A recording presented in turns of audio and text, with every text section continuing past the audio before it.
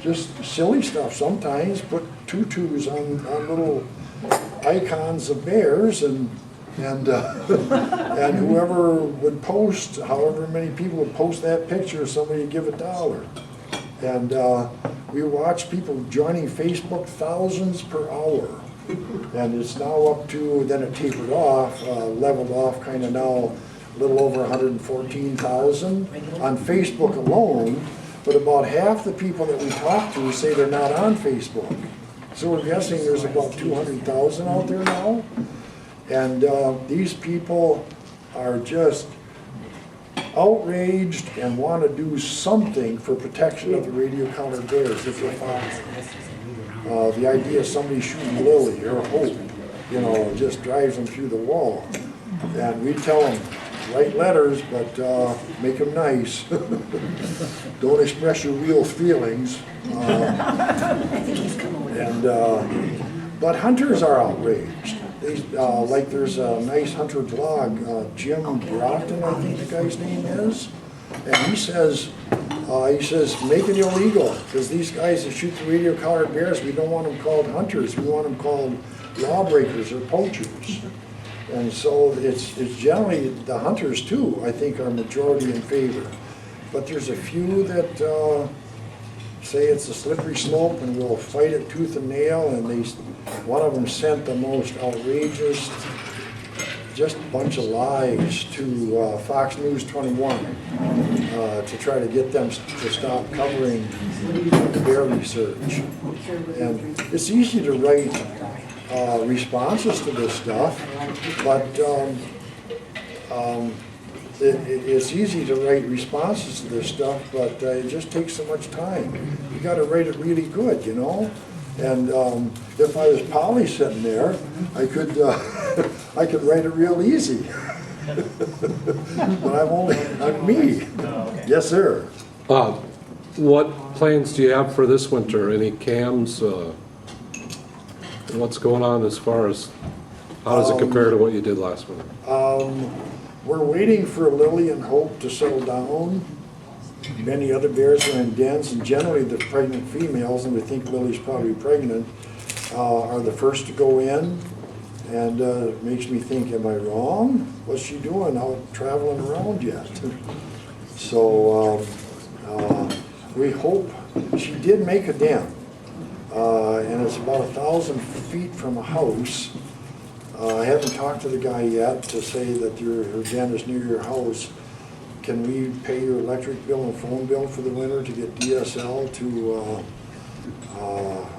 get that out? Because you can run a line, you know, lines that far. So that's the thing. And some of the stuff that is brought to Ely is, well, first they found a contest to pick America's favorite nonprofit. We came in, I think, third, and that meant $100,000 to the Bear Center. Wonderful. We haven't got it yet, but and they had the research itself come in lower down the line, so it got 20,000. Haven't got it yet, but then they found a contest to name America's coolest small town. They got behind Ely, and Budget Travel magazine called in disbelief and says, we've never had this happen before. How could it be that a quarter of the votes for all of the small towns in America came from Ely with a population less than 3,500? Like, I forget how many, but it was 141,000 votes. And I said, well, that'd be our 200,000 followers. And who spots these things on the internet, Lynn? I mean, you have to be really looking to find contests like this. They're not that obvious. Got 200,000 sets of eyes out there. They're all looking. Yeah. What they want to do is they want to learn about bears, share that information with the public, and right now there's many, I mean dozens, of teachers across, well, the Lily the Bear thing was in hundreds of classrooms. And dozens of those teachers are now working with us to develop curricula to meet state guidelines and have bear boxes to send out touch and feel stuff, touch and see kind of stuff, and put together really creative educational methods. And so I got off track saying this. Anyway, they're out there, they're looking, and they want to help. Sorry, I'm 71. They want to learn about bears, and the best way and we found that there is a hunger for this kind of information out there. There's a segment of the public that's tired of the usual hype of the danger that you get on the usual on the media. The media knows fear sells. The hunting magazines know that. So that's what they put out. But there is a segment out there that wants to know the truth, and they're tired of being afraid. And a lot of these people, when they overcome their fear and realize what bears are really like, it's an epiphany. They become missionaries, and it's fantastic to see the passion that these people have. So another thing they want to do is help the community where these bears live. So that's when another one of them found out that there's a contest to name America's favorite park. They said, well, what's the park that's in the study area? Bearhead Lake State Park. Let's get behind that. So That's the most unique, I think, really, to win that contest. yeah. A little park that even Minnesotans don't know about. Yeah. And Yellowstone got like 30,000 votes. Other national parks mostly got less, except for one that made a major effort. And little Bearhead Lake State Park had 1.6 million votes. The people that did the social networking, their kids reaching out to their social networks, and I get all the credit for being the master of social networking. I know nothing about it. I don't even read Facebook, and I post the updates. I read the comments the next day under that about that.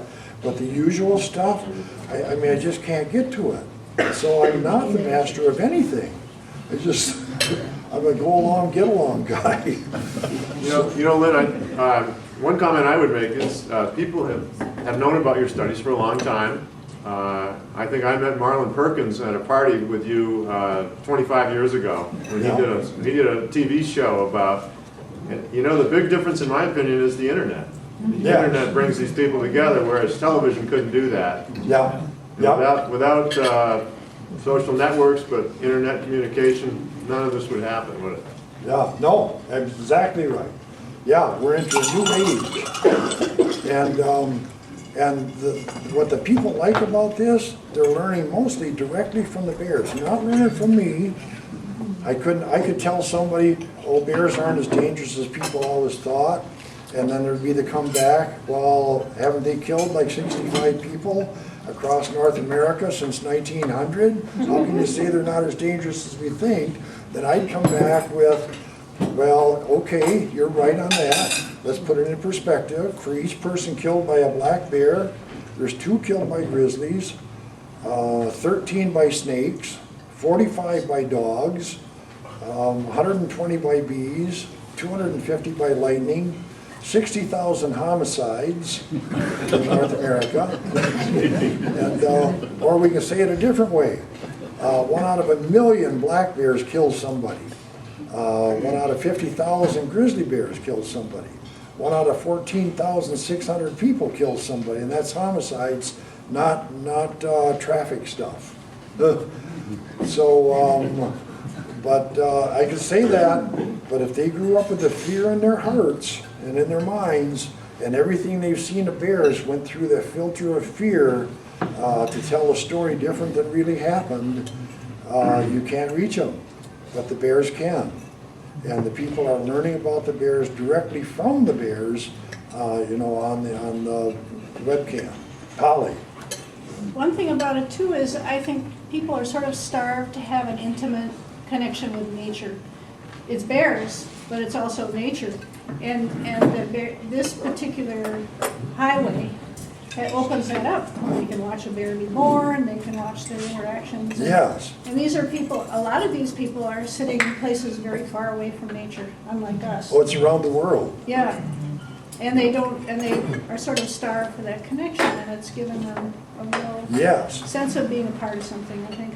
Right on, and that helps our research too, because, okay, we want people, we want to be watching this webcam ourselves, because we're all learning together. We didn't know a lot of this stuff either before we had the webcam. We never were able to look in the den and see all their activities.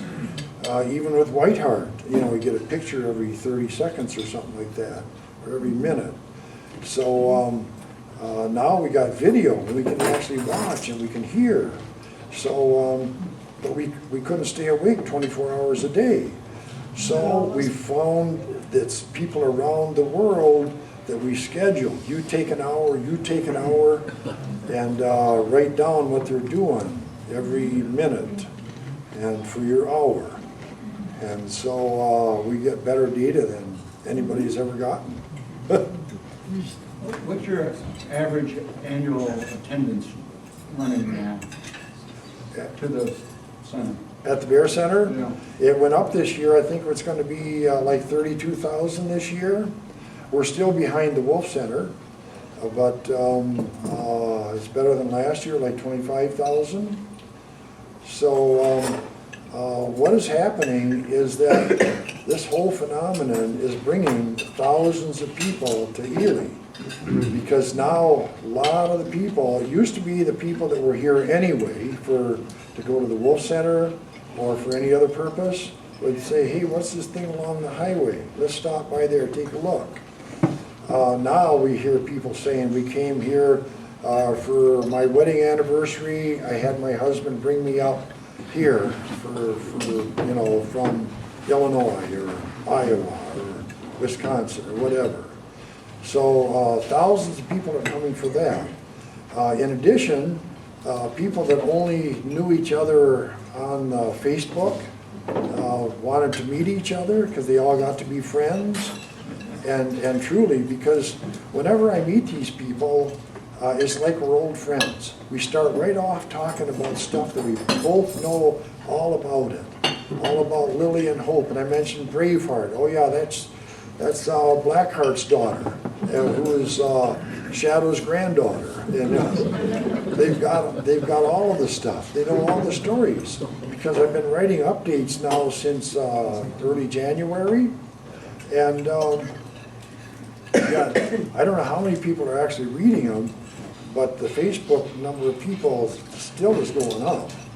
So I'd say for sure there's over 100,000 people reading each of those updates. And so, and because I can't believe the number of people that I run into, or that people call me and say I was checking out my car after I was in Minnesota, and the National Car Rental person asked me, they said they saw my Wildlife Research Institute t-shirt